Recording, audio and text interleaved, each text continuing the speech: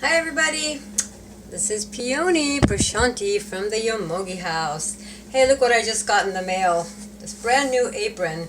It's got like two pockets here and it's got a pocket in the back. I know, probably for my cell phone or something. And the cool thing is that these little things here, well, guess what it's for? It's for my pen. They said that I'm a cooking instructor, so, we have to have our pens here.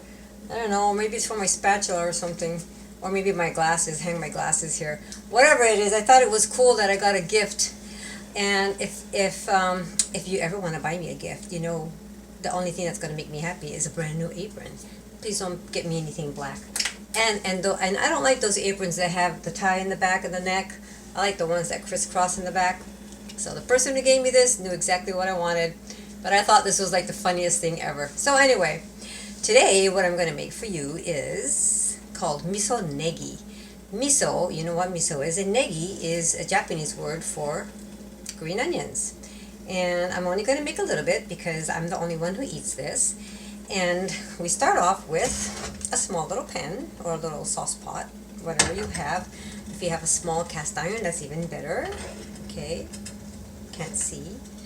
And I'm going to use, of course, negi and a little bit of ginger. So let's talk a little bit about ginger. Ginger is pungent.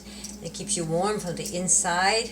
And, you can't just buy that much. You have to buy like this much. And then what do you do with it? That before it gets bad. I don't like putting too much things in the freezer. So what I do is I try to use up as much as I can daily, but if I can't, then I'm going to just cut off what I'm going to use. And of course, I'm not going to use this much for this dish. I'm going to use just a little bit. And you can peel it with a peeler. Of course, if you use a peeler, the skin gets, you're peeling off more skin than you really want to. But if that's what you have, then go ahead and do it. But let me also tell you that you can keep the skins. You see, I used a peeler, and look how thick it peeled, more than you really want to peel. So you can use a spoon. See? And it just, look at that. It just comes off so easy when you use a spoon. And keep the peels and let them dry up.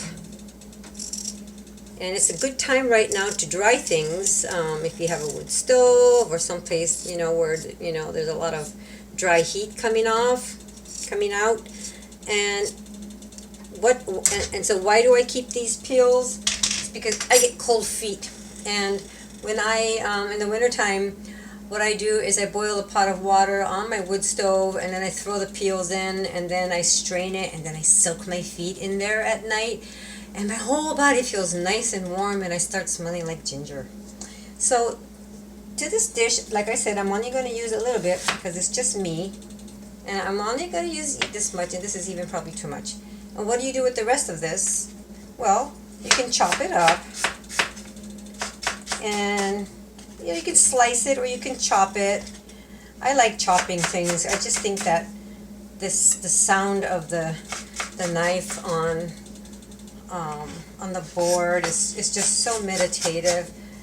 And there are stories in Japan where the children wake up to their mothers making a noise. They go, "Oh, mom's cooking." So anyway, so you have extra ginger. You can just put them in your basket or a strainer or something, and this will dry in about a couple of days. And if you have a rice cooker that's always plugged in, just put it on top of your rice cooker, and it'll dry up. So then, throughout the year, this is all of my dry ginger that I have collected, so it'll never go to waste. Okay, so now to this dish, it's not a dish, it's a condiment. I will chop up my ginger as fine as I can, and you can even use a grater, this part, and grate your ginger. But that's it. If you're going to use if you're going to make a lot, then maybe you can grate it. But then the energy, the vibration changes from using the knife on the board and putting this action into it. So How do you eat this condiment? What do you do with this? It's a good question. Now I'll tell you what it is, what we're going to do. Okay, so here I have a bunch of, well, not a bunch, but a little bit. And you know what, that might even be too much for me. So I'll put that in my little collection. Sorry for the unpreparedness here. I'm looking for my favorite spoon. Here we go. I like to use this flat top. And oh, I forgot to tell you, in your little pan, put some sesame oil. You can use the plain sesame oil or the toasted one, but if you use the toasted or roasted sesame oil, it gives so much more flavor to this side dish condiment. Okay, so while this is sizzling, bring the camera closer without tipping it over. This is a hard thing to do. That might not have been a good idea because now you can't see me chopping. So I have 3 stalks of green onions, and you can use the thicker ones, the scallions as well. Okay, and chop this up finely, and then you're going to add this to the ginger. Okay, so here we go. It's a pretty green. Right. Oh, and it smells wonderful. Okay. Sorry you can't see it cooking. I think I should back up again so that you can actually see it better. I'm gonna get this right one of these days. That's still kind of off. All right, here we go. We need one of those cameras that you know, you can see from the top view, like they have at the Asian celebration. All right, now to this, I will add miso. Remember we talked about the importance of having dark miso during this time of the year when everything gets so cold and we all, you know, the roots go down, everything goes down, the leaves fall. It's all like a very descending yang energy, and we start getting cold and our blood's getting, you know, needs to get thickened up, and salt actually helps do that, but you don't want to have regular table salt all the time and sprinkling salt. So a good way to incorporate salt in your diet is through miso. And some of you might say, well, I have high blood pressure, my doctor told me not to have some sodium. Yeah, not that kind of sodium that, you know, you're going to sprinkle all over your food. That I would say that I wouldn't do that either. But there are other ways to incorporate sodium into your diet, and you can also use the miso that's not so dark red if you're a meat eater. Maybe stick to the brown one. So we're going to use I use a really dark one, and I'm just going to use, well, I'll go for it. Here we go, this much.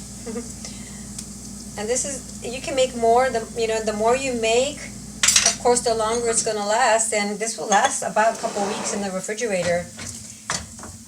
And on very low heat, you're just going to mash this up. And if it looks too pasty and it's not watering down, add more oil. And being a thin person, as I mentioned before, oil is very good for us because we're so old and creaky. Okay, battery getting low. So just keep on mixing it like this, and then when it's all done and mixed, add a teeny bit of water, just a little bit, to get it more creamy and getting it going, because I don't want it to burn. The way to eat this, because it's a condiment, you can add it to your hot rice. You know, I mean, I eat rice every day. I'm Asian, so I'm going to eat rice every day. But if you're not a rice eater, you can add this to your quinoa. And you don't want to bet like a whole bunch because this is a condiment. So all you really do is you're just going to eat like probably that much and spread it all over your rice. And it is so delicious. A lot of noise. Sorry about the noise effect. I'm trying to be really quiet. So you can, if you want to add some hot chili pepper, like I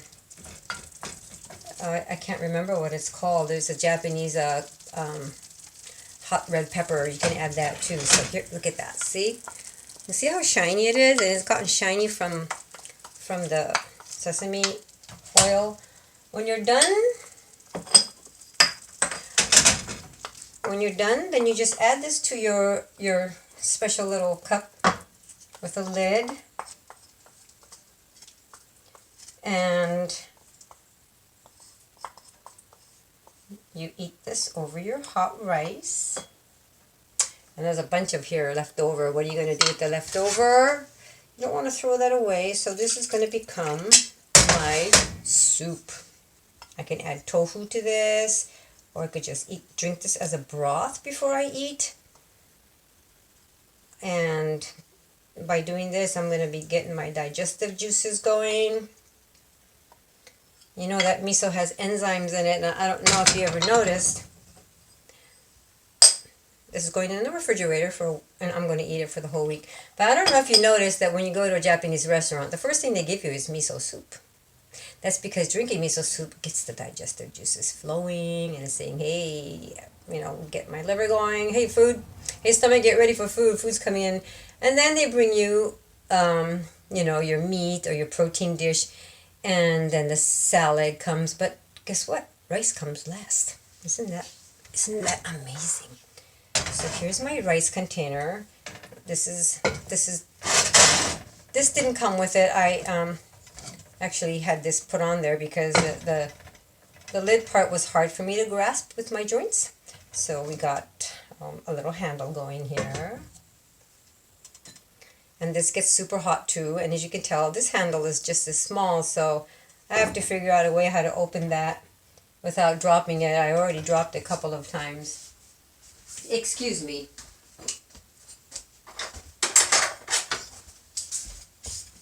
I'm back. All right. So, I got some rice in here that I made this morning. I soaked my rice overnight, and I don't like brown rice because it's too much fiber for me. Okay. And when I eat this, I will have some rice, and maybe a side dish of vegetables, some stir fry.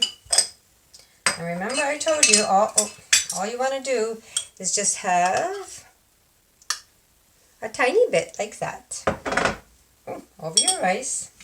See? This is all you need because this is a very potent condiment. It's going to give you so much yang energy. And if you want, you can even have this with some seaweed. Put seaweed over it. Oishi! That means good in Japanese. Thanks for watching. And I hope you consider purchasing miso. And remember, I have 5 gallons of it. Nobody wanted to come and do a miso packing, so let me know. It's only $4 for a quart size. I'm not here to sell anything, but like my videos and share this with your friends. Thanks for watching. Bye.